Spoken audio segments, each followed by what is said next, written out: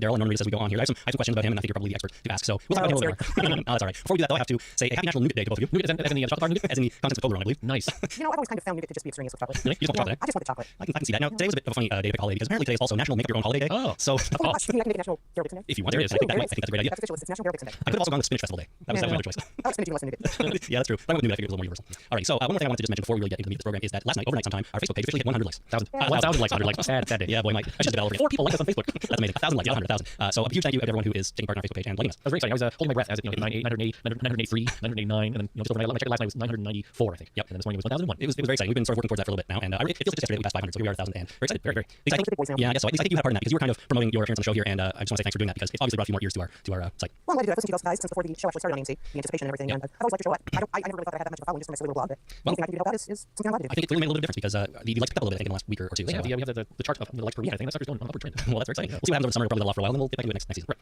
Okay, so we've got lots to do here. We're going to do a few news items before we do anything else because we haven't done specifically news in a while because of course we've been covering the show and the episodes that we're on. But now that season 2 is all wrapped up, I want to go back and cover a few news items that we've sort of neglected in the past month or so. There's some really good stuff here. But first, I want to talk about season finale and the ratings that it set. Oh, yeah. So it has some pretty good ratings, I will tell you. I just want to know, aren't they bored yet with breaking records? Well, you It think. seems like every week the news says, oh, it broke another record, oh, it broke another record. Yeah, well, this week it did as well. We had 9 million viewers. 9 million, 6 million of those in the 18 to 49 demographic, which is quite a big deal. Now, these numbers make it the most watched episode of The Walking Dead of all time. Wow. Also, the most watched episode of any show AMC has ever aired.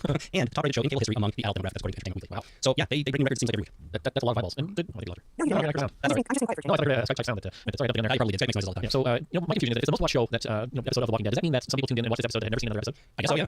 Wouldn't they be confused? Well, there are people I know who did not watch the series. Actually, some of them who watched it left it there in my blog, but friends of mine that I kind of introduced them to it, and they've gone back and watched the others on video from first season and things like that. So it's absolutely possible. I know my mom watched the first episode ever a couple weeks ago because of the, talking about the podcast, and she said, well, maybe I should check out that show. And then she watched it, and then she called me and said, I'm not watching any more of those. Well, no, I know your mom. She doesn't strike me as a huge zombie fan. You never know, right? Right, no person is not a zombie fan. But I think you're right. I'm sure there are people that pick up on hype a little bit. I mean, AMC's promoting this thing like crazy. So there are people who are just looking around on their TV, never heard it before, come across a commercial, and then decide to tune in and decide they like it and I go back. But yeah, we definitely every week have new viewers, and the trend is just more and more all the time. It seems. So we will. Maybe AMC won't cut their budget again. Maybe not, but Did I say that out loud? I probably shouldn't say that. Should I? oh yeah, no, go ahead. It's one of those things that you ask one person and they say, oh, the budget was cut, and somebody else says no, it wasn't. We're just fine. So who knows? But I think we have a little bit more on that later in another news item to talk about. So the next news item is that Denai Guerrera is cast as Michonne. Yay. Am I saying that right? You guys think? I have no idea. Or Michonne, yeah. Oh, from Michonne, what do you mean? Yeah, Michonne is good. Guerrera. I don't know. I think Kirkman I'm on. not positive. I had not heard of her actually before this. Neither did I. Kirkman announced it on AMC's Talking Dead right after the finale, and she's appeared as Jill in a show called Treme. You guys seen that? Treme? Yeah, Yeah. Treme on HBO. It's about New Orleans. Yeah, I have not seen it except maybe one episode. Just kind of been passing because it was on after something else that I watched. But it was not one I watched a lot. My wife watched the first season. She thought it was great, and I should definitely check it out because I think John Goodman is in it. You love him. And I'm a big fan of John Goodman, so if he's whatever he's in, I'm just looking for it. I can't find it. Yeah, she played Jill in 6 episodes, and that's one of her only real recurring roles. So I think over the summer, if we do more Walking Dead spotlights, she will definitely be one of the people we cover. So we'll get a chance to watch some of the show over the summer. But I haven't seen it before now. Right. She was also in Live Me, Law & Order, and Life on Mars. Have you seen any of those? Which the American Life on Mars? Sure. I don't know. It's British Yeah, television. it was on the BBC and they remade it for American TV. My husband watched that, although I did not. I think maybe probably American one, but again, I haven't seen it. I've actually come to think of it, not seen any of her roles, so we're definitely going to get caught up on what she's been doing. Yeah. Completely new idea for us. Totally. In terms of movies, she was in Ghost Town with Ricky Gervais and Visitor with Richard Jenkins. Oh, I saw Ghost Town. I saw Ghost Town. I love Ricky Gervais, but I don't remember her in it. Yeah, I think she had some pretty small parts in those movies. You might not even notice her. She sort of goes by. Now, from an interview with MTV, who caught up with her already, and they asked her a few questions about what she's going to be doing, how excited she is to be playing this character, and she said, I love kick-ass women and women who can get out there and do their thing and make things work for themselves. The whole way that Michonne's introduced as someone who has figured out how to function in this realm and how she's going to teach the others, that's really exciting to me. If that's how it plays out. I'd be surprised if she really has any idea how things are going to play out quite yet. Production starts in May, but who knows if people have scripts or anything like that in hand, so we don't really know. Kirkman had this to say about her. Denai really portrayed the power and strength that we need Michonne to exhibit. Michonne's a very complex character who's dealing with a lot of things and has a very intricate personality. There's a lot to that role, and Denai, more than any other actress, showed us that she could exhibit that strength and show what an intense character she could be. He also said that she will be going through extensive sword training before production begins in early May. Most excellent. So we could get some pretty awesome sword play here. That's what you expect. Well, I would hope at least that she would get some kind of training, so it doesn't look like she's just wielding an axe handle or something. Three branches, swinging around. Hopefully she's at least as good with that sword as Andrea is with the scythe. And how good she is at that. And a pitchfork. Yeah, exactly. So it should be exciting to see her on the show come the fall, and see what happens. I'm looking forward to it. Absolutely. I've been playing for a long time with the women in the show. There weren't enough of them with pardon the expression balls. Right. Not enough strong women on the show. Not enough. And I'm really glad to see Michonne. I actually did a little fist pump thing when the scene played out because it had been rumored that she was going to show up in the season finale when she actually did. I was quite excited. Oh, I was very excited. I called out Michonne and woke my wife because she fell asleep while watching that episode. You need to start hitting her. How did she have fallen asleep during that episode? She's got a superpower. Apparently. Me too. I fall asleep during anything, so I've fallen asleep on subsequent watchings of Walking Dead, but never on first view. Never first time. Never the first time. That is good. Hey, Lisa, I forgot to ask you. You read the comic, I assume, right? I have read the first 3 trade paperbacks and I'm in the 4th one right now. Okay, so you're not. They're in the middle of prison. I'm not gotten all the way through it. Okay, so that's fine. There's still lots of comic for you to catch up on. But at least you've gotten you're further in the comic than the TV shows have gotten yet. Oh yeah, and don't worry about spoiling it for me. All right, well, we probably won't. We try not to spoil the TV show, but we kind of spoil the comic sometimes. But we'll try not to. One piece of advice I can give you is do not go to the Walking Dead wiki and click on a list of characters. Because that's what happened to me when I was about where you are now. I looked at a list of characters and it lists alive, dead, and it was a huge spoiler. Well, my viewpoint on it, Jason, is that I can enjoy the trip even if I know the destination before I get in the car. That's true. Yeah, that's really. It's how you get there, not what the end result is. For me, that matters no matter what it is. So spoilers don't bother me too much. I know other people don't feel that way though. Well, that's one of the things I've had to come to terms with actually doing this podcast because it's